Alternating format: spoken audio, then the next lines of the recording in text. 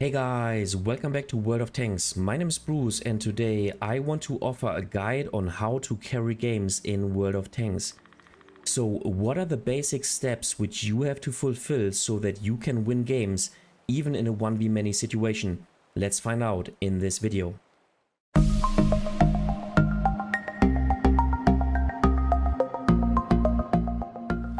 I already made 2 videos about carrying games in World of Tanks that you might want to watch. They are linked right here. In World of Tanks you lose about 40% of the games and you win about 40% of the games, no matter what you do and how you perform. This video is about the remaining 20%. In those games your performance matters. In today's video I will showcase basic steps that you have to apply in order to carry games. So let's dive into some gameplay and see what you need to do to win a 1v many situation. Alright, first game in the Leopard 1. And in this first game I want to give you some tips and tricks that you should try to incorporate into your game in order to increase the chance of, first of all, bringing yourself into the situation that allows you to carry a game, but then also to, have the tools available in order to win or to carry this particular game in which you brought yourself into this situation. So the first rule is always try to preserve your HP for the end of the game and for decisive moves in order to win the game. If you want to be able to carry games, you have to have the HP available that it takes to make decisive moves and to consciously trade in your HP, for example, to take out one or another tank.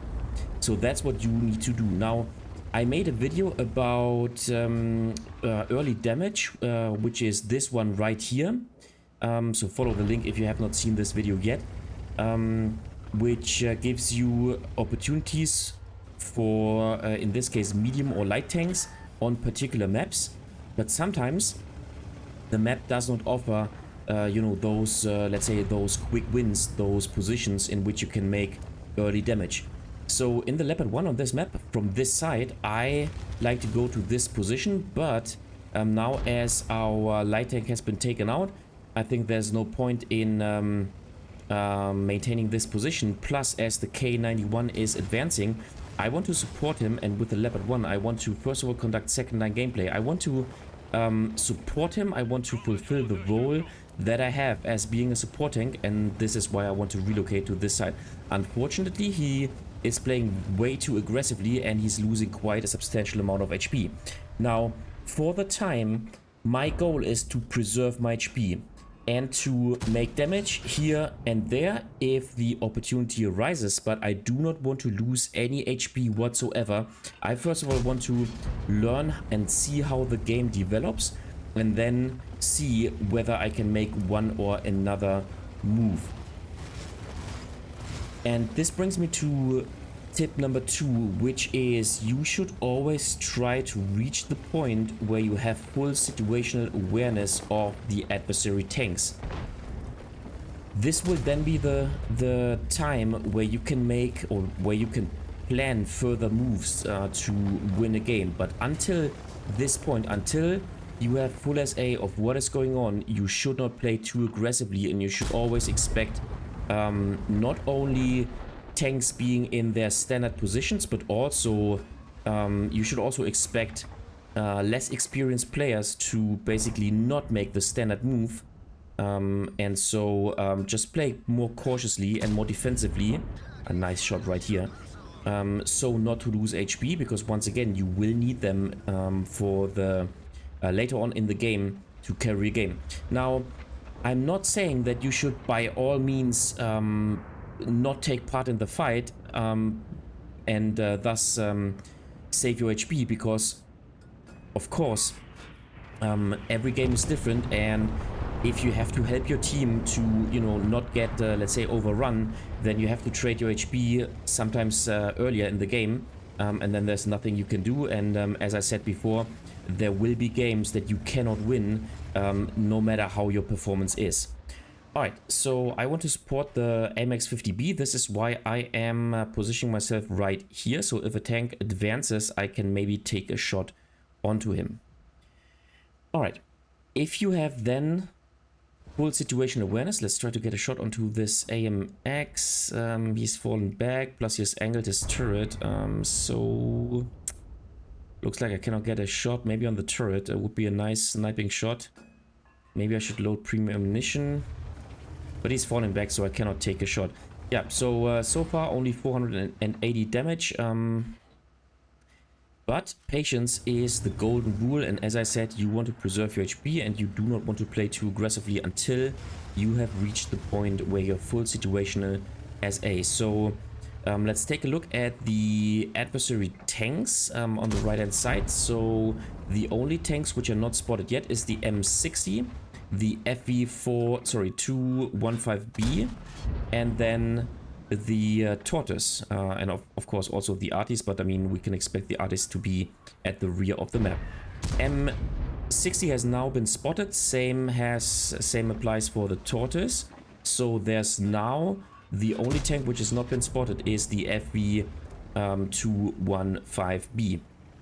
So if you have then reached this point where you have full situational awareness, you then want to develop a game plan to destroy one tank after another. So that is my tip number 3. Now, if you have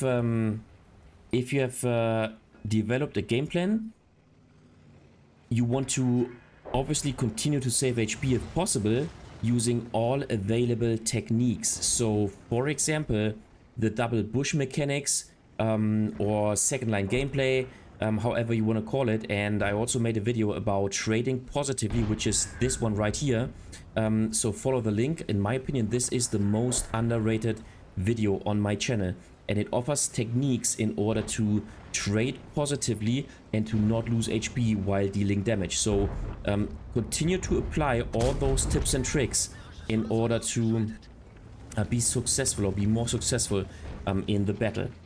So tip number 5 is then try to fight 1v1 and not 1v-many. You want to bring yourself into a situation in which you fight against one single tank at a time. Because if you fight against multiple tanks, chances are that you will not be able to conduct the correct playstyle against all the adversary tanks, i.e.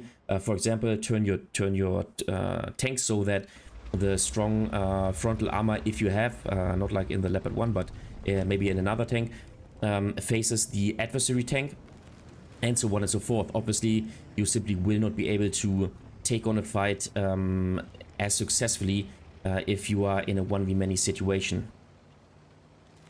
Of course, you also, and that is tip number 6, you always want to bring as much distance between you and the adversary tank which is possible. So you always want to create distance, and this gives you an advantage because you can now leave the scenery. If you are spotted and if you've taken a shot, you can now leave and hide yourself and then appear by surprise on another point on the map. So that's what you want to do. And then the last tip is you should not hesitate to consciously trade HP in order to take out adversary tanks. If you have developed a game plan and if you know which tank you want to take out. In this situation, this is now the time where you consciously want to trade in your HP in order to make sure that step by step other tanks are taken out, so that you slowly and carefully are able to win the game. Of course, if you, once again, if you can save HP, then that's what you should do. But you should not, waste time in order to preserve HP if you can take out other tanks. And that's basically, I mean, you saved your HP to then have the opportunity and the possibility to consciously trade them in. So there you will not get a bonus if you win the game for still having your HP available. Of course, your repair cost will be less, but besides that, there's no advantage of bringing your HP back to the garage. So you see me here helping left, right, center because I want to appear by surprise. And so far, I did not develop a course of action in order to kill one tank by another. I simply want to still help my team here and there. And with the Leopard 1, as this tank does not have any armor, I want to appear by surprise. And so I'm constantly changing the flank and changing my position in order to once again appear by surprise. Now, unfortunately, my teammate has been taken out. Looks like the city is now lost. And so I want to fall back to this position because maybe from here I can get a shot onto the UDAS 1516 if he advances. Let's see. So far, things are not looking too good. Centurion 7-1 is focused by the RT. Here you go. T57 is going to this position. Let me see. Let's aim in. Nice. At least one shot. Little low roll right here. He's hit by the RT. Now I want to fall back so not to get hit by the adversary RT, which of course still expects me in this position. Unfortunately, T57 has now fallen back, but now he's at least down to being one-shottable, which is good. And I think it is time now to help the M5Y. So let's use the speed and let's try to take out this tank. I will appear by surprise, and now this is the point that I was talking about. Now it is important to take him out, and I will rush him no matter what it takes, because I do not want to allow the T57 Heavy and the Gorilla the time to close in so that we are fighting in against a 1v or in a 1v many situation. Instead, I want to take him out, and as I appear by surprise, he doesn't have the chance to take damage onto me. Yeah, sorry dude, but I needed to evade out of this position because I knew that artillery would focus me, and so due to his blocking I lost 115 HP, which is fine because obviously he cannot take a look into my brain and understand what my decision making is right now. So thank you very much for helping me out here. And now here you go. Let's take one shot and bam. Okay, I get a shot by the T57, which is fine. And now this is the time. Okay, we need to fall back. Now I have traded in my HP, which is not good. So let's now fall back. And now I think it's the time of the M5Y to play hull down. And I think for me, it's now the right time to maybe spot the M61 once again and to get a shot onto him. I will use this bush here, and here you go. If I fully aim in, I can take him out. Excellent. And so now, yeah, Leopard PTA is pushing me, and now we need to take out tanks. Looks like the M5Y is entangled in a fight with the T50, with the Gorilla, which is good. And so here you go. There's the T57 Heavy, and so now I can concentrate on the Leopard PTA, which has fallen back. So let's not lose time.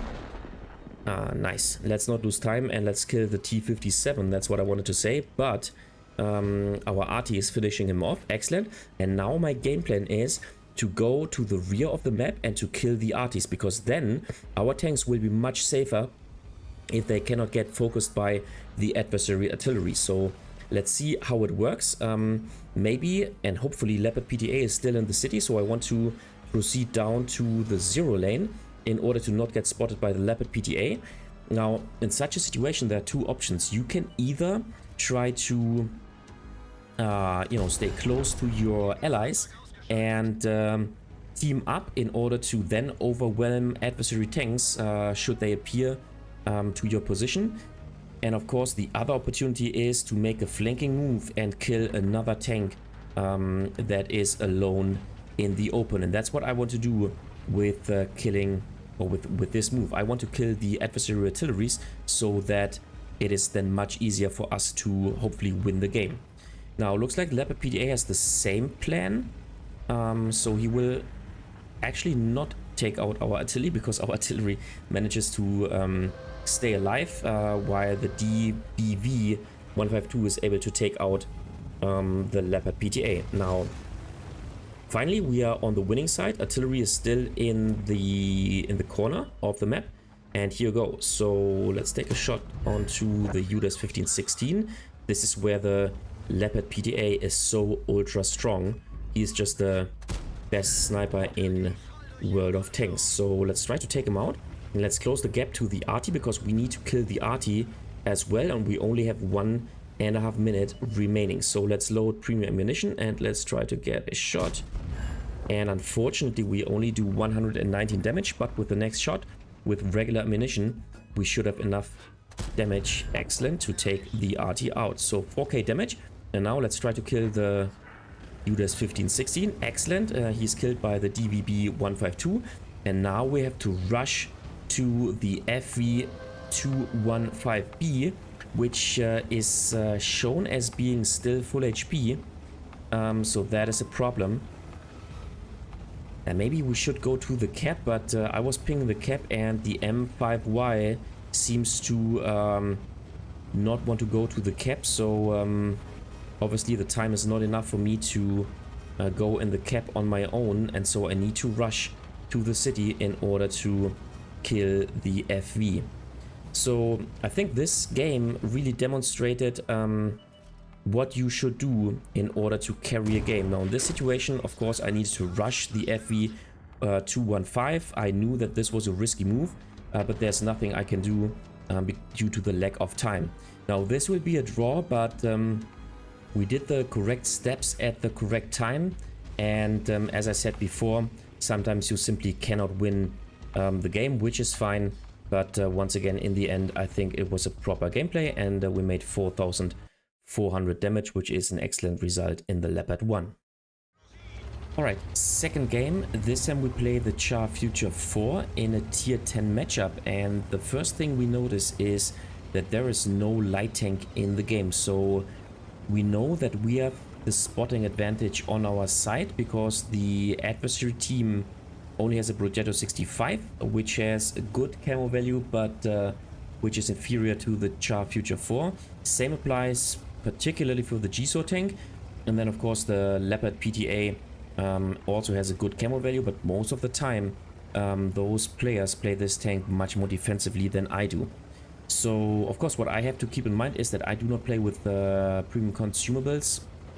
So that can be a drawback for me, but I think with the Char Future 4 in general, I have the best camo value of the medium tanks in this game. So once again, the first rule applies. I want to go to one or another position in order to spot for my team to make damage, but I do not want to lose HP until I know what is going on. Now, notice that there are only 3 medium tanks in this game. Our Leopard 1 chose to go to a very unusual position in the A1 position, and so we only have the other Leopard 1 in our position, and then the FV4005 helping us out. Nonetheless, I want to make an aggressive push because I do not expect the other tanks to play aggressively, as they are also only 3 tanks. And plus I can use the speed of the Char Future 4 in order to fall back. Okay, here you go. There's a Leopard PTA. I have the firepower advantage, and now I can even take him out if I get... Nice, that's what I want to see. So let's now fall back because I need approximately 35 seconds until I am reloaded. Nice, I get assisting damage from the FV4005, which killed the WT on Panzer IV. Excellent. And so you know what? I want to use the reload time in order to move forward, because that's what you should do in your autoloader. You should not stay defensively or let's say not participate in the games only due to the fact that you have to reload your gun. So looks like he is unaware. Now he's changed his okay, there are now 2 tanks, so I need to fall back. Here you go. He will maybe be able to take another shot. No, he's not. Now looks like the E75 is pushing me, so I need to evade out of the situation. Now, why did I not fall back after my first shot? Well, because you have to understand that if you play an autoloader tank, you have a period of time, if your clip is reloaded, in which you have an insanely strong firepower and DPM advantage. Because for me it takes only 4 seconds to reload my clip, so within, if I have 4 shells in my autoloader clip loaded, within only 12 seconds, I can deal 1600 damage. Now, the G-Sword does not, because he has a reload time of approximately 8 seconds, so he has to, for him to, in order to make 4 shots, it will take 24 seconds as opposed to my 12 seconds. So I have the DPM advantage on my side as long as my clip is reloaded and as long as I make sure that I can evade out of the situation or when my clip is empty. And so I do not want to fall back after I've taken my shot, but I want to exploit my firepower advantage even if I take a shot, because I can deliver, let's say, 2, 3 or even 4 shots and then for sure trade positively against the G-Sword. So that was my decision making in this position or in this situation. He's now focusing me, so yeah, okay, I should once again fall back and maybe concentrate onto the medium flank once again. So with my gameplay so far, I only lost about 400 HP, which is fine, and I dealt 2700 damage and made 2400 assisting damage. So far, so good. We have now lost the city, which is not too good, but I think we have now at least reached the point in which we have full situational SA about what the other tanks are doing. So my game plan is to kill the G-Sword tank if he's still in this position. There he is, nice. So we can take him out. And now we only have heavy tanks which are in the city. So my game plan now that I'm developing is I want to play on the high ground alongside with my teammates, and I simply want to, you know, destroy all the tanks and basically decrease their HP once they are advancing our position. And the good thing is that we will play close to our cap circle, so not allowing those heavy tanks to simply cap the game and winning the game with capping. So that's what I want to do now. I'm using my reload in order to have all 4 shells available, and then I want to take out the WoT 65. Now I need to make sure that this tank is taken out because he is a very dangerous tank, and of course we want to now consciously trade in our HP and take out those remaining tanks. He manages to fall back, which is not good. Looks like he's a good player, so I want to do the same because I want to appear by surprise. So I cannot push him out right now, so let's fall back. Maybe I can spot the FV in the middle or the AE phase 1. I need to play cautiously, of course. So I do not want the WoT 65 to spot us from the other side. So let's now go back into this position and let's try to take him out. Now, if you move around the corner, you should do that always very, very slowly so that your gun reticle does not bloom out too much, and thus you can increase the chance of actually hitting the adversary tank. So you know what, let's go down here. Where is he? Where is he? Where is he? Looks like he's fallen back. Here you go. There he is. So now we need to take him out, no matter what it takes. So he even misses his shot. Excellent. And we can now take him out. Excellent. So that's what we needed to do. And once again, this has been our situation in which we consciously traded our HP. I mean, we did not have to trade in, but I would have traded my HP now simply to take him out. Because that's what we need to do in order to have the spotting advantage on our side compared to all those heavy tanks which are fighting still in the middle. So that's what I need to do. Let's now reload the clip, and now we want to apply the other rules, which are we want to fight in a 1v1 situation and not in a 1v many situation. Plus we want to still have a certain amount of distance between us and the other tanks, and so I want to make a flanking move, and I want to go to the H6, or sorry, 8, 9 and 0 position in order to make damage. But the object 277 is pushing aggressively, so now I need to help my teammates and I have to take them out. So I want to take on the fight against this tank in a 1v1 situation, and once again I want to positively trade in my HP. Can I take a shot? I want to make a track shot. No, it does not work.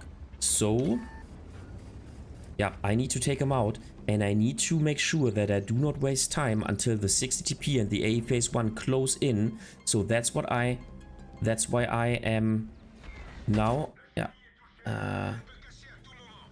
consciously trading my HP in order to not, once again, give the 60 TP the time to then be engaged in the fight against me, because I want to fight in a 1v1 situation. Here you go. So let's simply close in. He will have nice, a slow rotation speed of his turret. There is the 60 TP now, unfortunately. So can I take him out? Let's fully aim in, and bam, we can take him out. Excellent.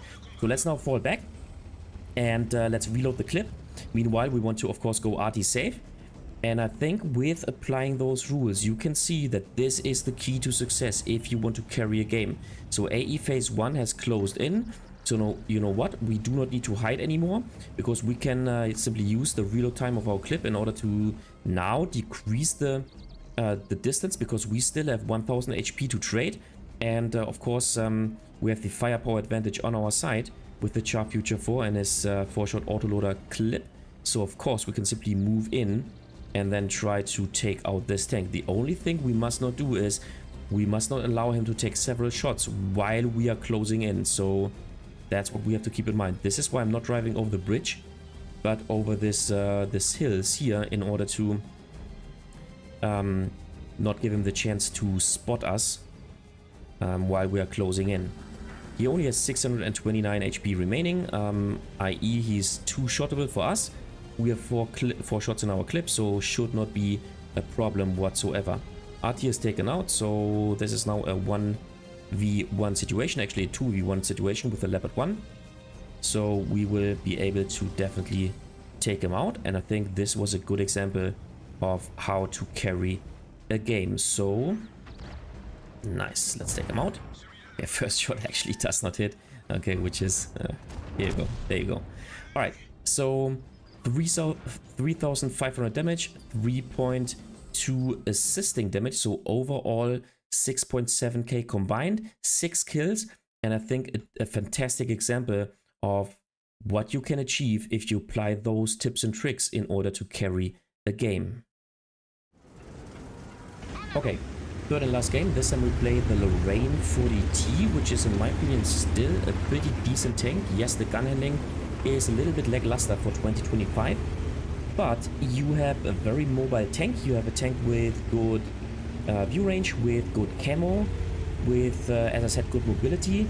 Plus you have an autoloader tank, and if you fully aim in your shells or your shots, or if you close the distance, then you know, you can still make use of this firepower advantage.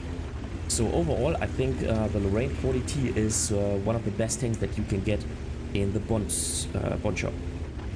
Okay, so first rule applies. We still want to maintain our HP. Now, as we have so much support and as we are a very fast tank, we want to go to this position, which is an aggressive move, but it is a decisive move if you want to win the game on this map. So let's simply go here. And of course, we are working in a platoon, which is always an advantage. So let's get the first damage. Nice. Plus, we are in a top tier situation, and in a top tier situation, of course, you should play more aggressively as in a low tier situation, if the situation allows, and I think this is the case in this gameplay. Alright, so let's see whether we can spot. I waited 10 seconds until I'm not spotted anymore, so I can take this first shot. Now I want to use the second shot in order to take him out. Excellent. And now, you know what, let's go into the reload and let's continue to push aggressively, because what you can do in with playing or on this map is you can go to the inside like this and then proceed to the middle, spotting for your team, so that the Stura Emil and the heavy tank in the middle in the G4 position can also take those adversary tanks under fire. That's what you want to do, and that's what I'm doing right here. You do not want to push on the 0 lane as my teammates are doing, because the TDs in the C0 position have a very strong defensive position if they work with the bushes correctly, and so that's what you do not want to do. Instead, you want to go here and then move up like this and then spot for your team, but unfortunately there's no tank in this position. which is fine. So I will position myself to take a shot onto those tanks once they are spotted. Looks like my teammate is pushing aggressively to this position.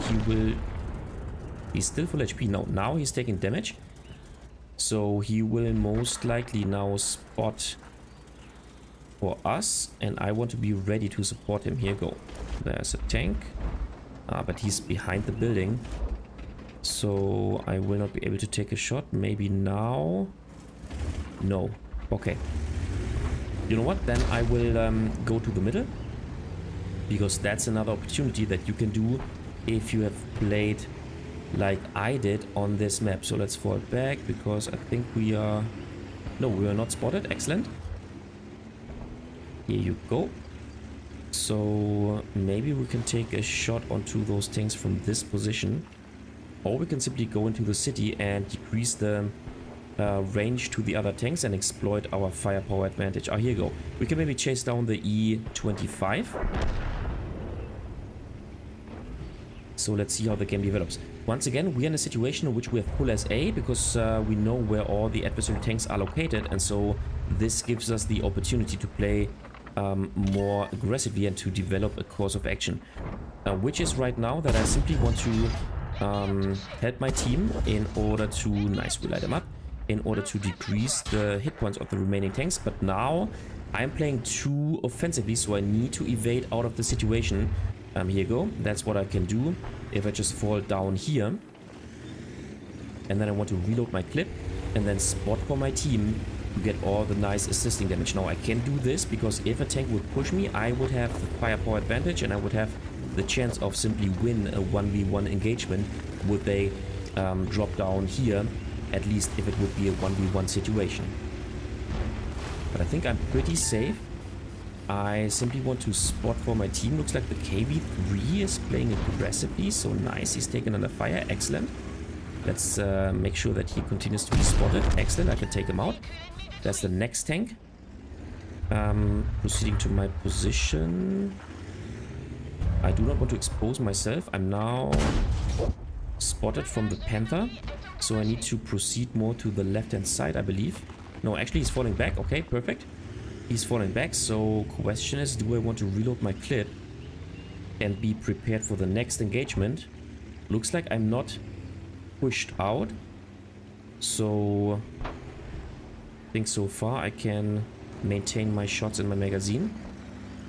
And we want to continue to spot other tanks. Here you go, like the IS-3, so that hopefully our teammates can take him under fire. Unfortunately, my gun elevation is, or my gun depression is not sufficient in order to take him under fire. Let's see. Here we go. Okay, I'm spotted in this position now. I thought I would have the first shot opportunity. So let's now reload. And let's now think of another course of action that we can use in order to win the game. So what can we do? I think it is now time to develop a course of action and to take on a fight for a 1v1 situation. So if I make a flanking move on the K lane, I can maybe take out the EBR Hodge and then get crossfire to the position where the IS-3 and the Object 252U is located. So that is my game plan in order to now still win the game. Doesn't look too good. So let's see what we can achieve in this position. Once again, as before, I want to create a certain distance in between me and the other tanks. So nice, excellent. We can take those things out, and let's now kill this tank. Excellent. And let's now try to see whether we can get a shot onto the Object 252. I think we need to move out a little bit further. Here you go. Let's try to kill the IS-3 first. Here you go. Let's fully aim in, which takes quite a while with the Lorraine 40T. But if you fully aim in your gun... okay, he turns his tank. Okay, but excellent. We could take out 2 tanks. Excellent. And so the game is closer now. As you can see, the K2 and the Super Hellcat are pushing the Yak Panther. So I think I need to drive to the Yak Panther's position. Meanwhile, reload my clip I think the IS-3 and the Object 252U will not leave the position simply because they are under pressure by the T-832. So now it is my time to appear by surprise and to take on the fight against the Super Hellcat. Fortunately, the Yak Panther is still full HP. Same is, of course, the K2. So let's now try to kill the Super Hellcat. And then we will be at least in a 1v1 situation against the K2. Now this is once again a situation in which I need to consciously trade in my HP in order to take out tanks. So I want to create a 1v1 situation against the K2. And here you go. Bam, use my firepower advantage. So let's take another shot and let's even take the third shot. And let's track him, nice. So now I can, okay, he has used his repair kit, but now I need to use my speed in order to evade out of the situation. Excellent, so Judas is helping us out, and we can use the speed advantage that we have in order to evade out of the situation and close the distance to the BZ-58. So, let's see, of course he knows what I am doing. So let's simply continue our journey. Nice, he's taken out, excellent. So let's bring now, let's use our mobility in order to bring distance between us and the other tanks. So, should not be spotted anymore. Let's now see what we can do. So, there is the Bisonte C-45 and the Panther in the north. There is still the IS-3 and the Object 252U in the middle. And then there's the lone and unafraid K2 in the south. So, once again, as I said before, I want to create 1v1 situations, so I definitely want to take on the fight against the K2 first and take him out so that I can then concentrate on the other tanks. Now I'm spotted, which is fine, so let's simply decrease the HP of this tank. I needed to take this shot and to take my chance to hit him one more time. So let's now reload the clip and let's now decrease the... Okay, I think he's turning around, so I should not fall down into this riverbed here. So instead, I want to maintain in this position, and you know what? I will turn around my tank so that I am able to evade out of this position faster. But the problem is my gun handling of the rear of the tank is not sufficient. So you know what? Let's not take any risk. Let's simply follow my advice and still bring distance between me and this tank. Fortunately, the T-832 managed to kill the IS-3 and also the Object 252U, which is excellent. So let's see how it goes. As far as I bring enough distance between me and the K2, I will be able to spot him first, to outspot him, and then maybe to get the first shot advantage, at best even without being spotted. So I spot the Panther, I'm also spotted, but you know what? Let's take one shot. He misses. So let's see whether we can take another shot. Let's blind fire him. Does not work, okay. And let's now concentrate on the K2. I think I should have spotted him if he would have advanced to the G0 position. So you know what? I will close the distance to him and create the distance between me and the Panther, because that's the better choice, because I want to appear by surprise against the remaining tanks. So let's see, he should be down to being at least 2-shottable, so I will maintain those 2 shells in my magazine at least until I have positional SA on the K2. So let's use the bush in order to maybe outspot him. Hopefully he's not in this riverbed here, but we will see. Let's approach this position. No, he's not.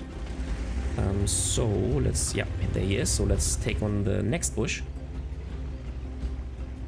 He takes a shot onto the Judas 03, which is not good for us.